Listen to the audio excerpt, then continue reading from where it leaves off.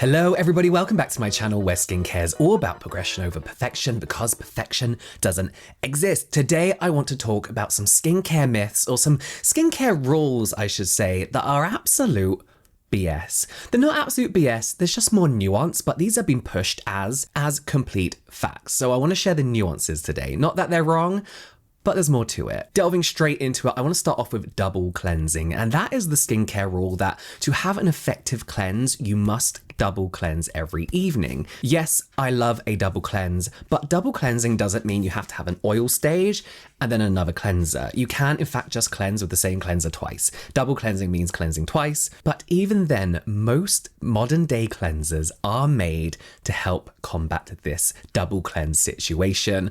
Most people know, most brands know that you are going to be wearing makeup and hopefully sunscreen nearly every single day. So when they create a cleanser, they think of that. And this is where the sponsor of today's video comes in. This is Beekman 1802's newest cleanser, the Micellar Milk Froth Cleansing Gel and Makeup Remover. When they got in touch about this product, I was skeptical.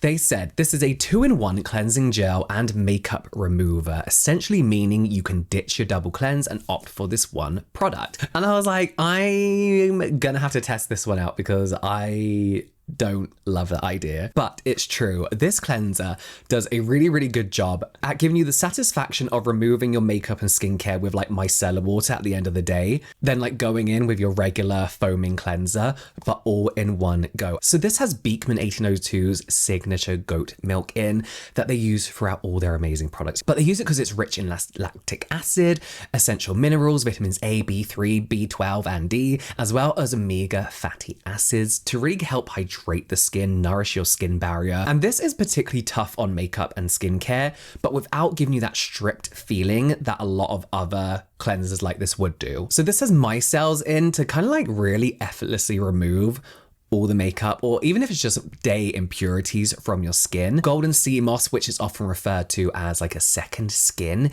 almost like wraps your skin in this like moisture barrier, adding to the non-stripping feeling of this cleanser. It's a really nice, luxurious cleanser. What I love about this one as well is you can use it over the eyes. I was dubious at first because I was like, no, I'm not going to do that. But if you're wearing eye makeup, you can just gently rub all over your eyes and rinse away without any stinging, without any irritation. So yeah, I really like this. This is definitely one I think I'm going to travel with a lot as well, because if you don't have to travel with a double cleansing kit, why would you? So yeah, I'm a huge oil cleansing fan, but I also like micellar water nowadays as well.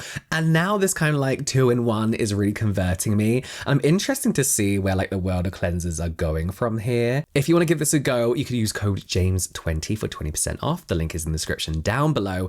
Give it a try. Let me know what you think. I love it. I think it's great. Thank you again to Beekman for sponsoring that segment of today's video. Another skincare rule that I think we need to discuss in a little bit more detail is skipping the morning cleanse. While some dermatologists suggest skipping a morning cleanse to avoid things like stripping the skin of its natural oils and disrupting the skin's barrier, there are several valid reasons as to why you might want to or may need to cleanse your skin in the morning. Now, don't get me wrong, I don't always cleanse in the morning. I think there is a time and a place for not cleansing. In winter, now I'm not cleansing in the morning. My skin, it feels a little bit more dehydrated. I'm having to, moisturize more than often, so I'm not going to cleanse in the morning. But this dermatologist tip has kind of turned into a must-do for everyone, and that really isn't the case. One reason I love to cleanse in the morning is because the buildup of oil and sweat overnight. Now, I know that sounds gross, but obviously, especially in the warmer days, while you sleep, you produce oils, all that sebum, you're sweating, especially if you tend to sleep in like a warmer environment. You have your like quilt all the way up to here, or if you have oily combination skin, everything's going to build up on your face. And if it's not cleansed, this buildup can clog you up. It can clog your skin. It can lead to breakouts. So I do like to have a gentle cleanse in the morning. That being said, residue and product buildup from the night before. Now, we're not talking about that idea, Sorry, there is a dog hair somewhere on my face and I can't get rid of it. Now, obviously you do not have to wash off your products. I don't know where that myth has come from, like you must wash off retinoid and stuff like that. But with this slugging trend, with heavy overnight creams and night masks becoming more and more popular, those type of skincare products can contain obviously these thick occlusive ingredients, which again could leave residue on the skin, again congesting and potentially irritating your skin. So it's nice to have again a gentle cleanse. And of course, as we mentioned, skin type considerations. Are you oily, acne prone? Skipping a morning cleanse could allow this excess sebum to accumulate, leading to breakouts. And honestly, in the warmer months, because of my combination skin and my oily forehead, if I don't cleanse in the morning, I will just get greasier and greasier and greasier throughout the day. So sometimes a morning cleanse is going to help my oil balance throughout the rest of the day without overstripping my skin. I keep mentioning summer, environmental factors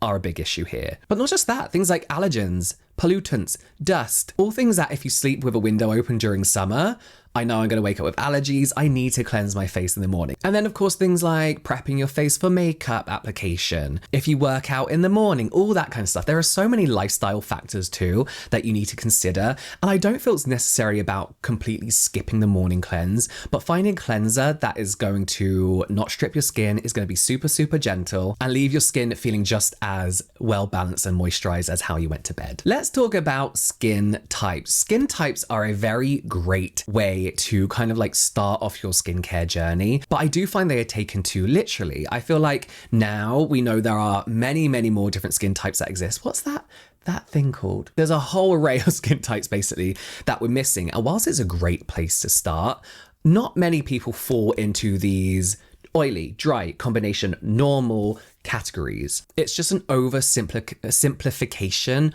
of how skin actually behaves. Skin is way more like dynamic, you know, ever changing.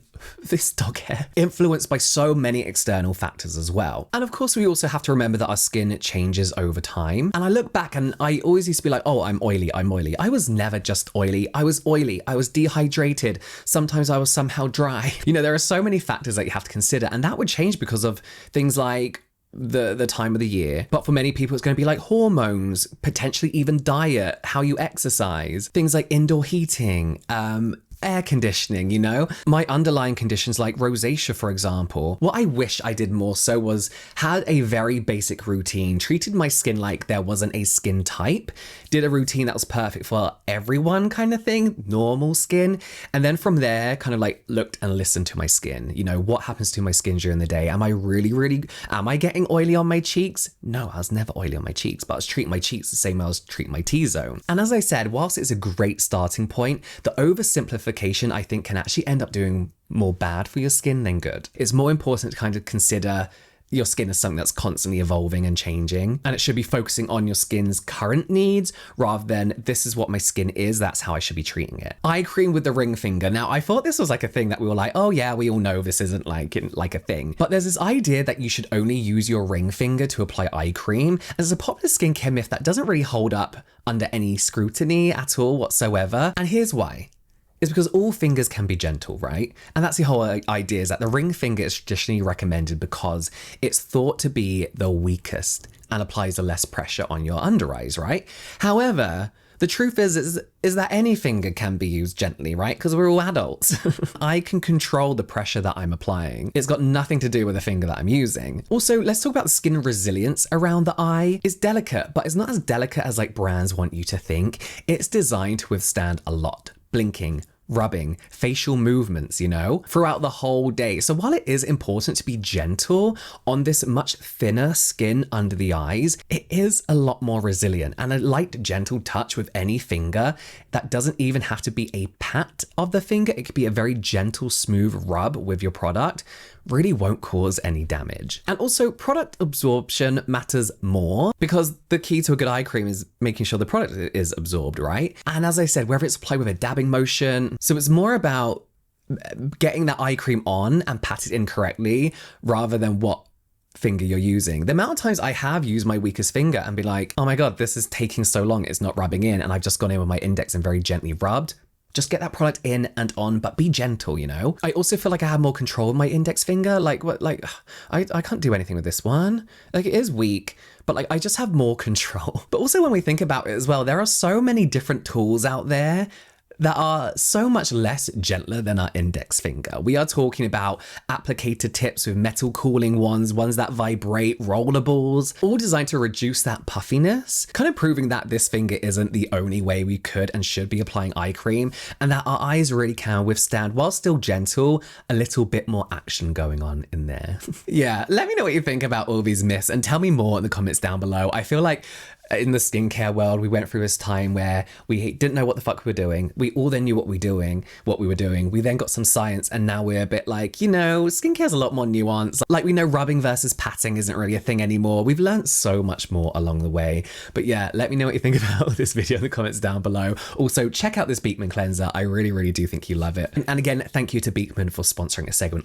of today's video. One of my favorite brands of last year. They like took over my skincare shelf for a very long time. Thank you for watching, and I will see you next time.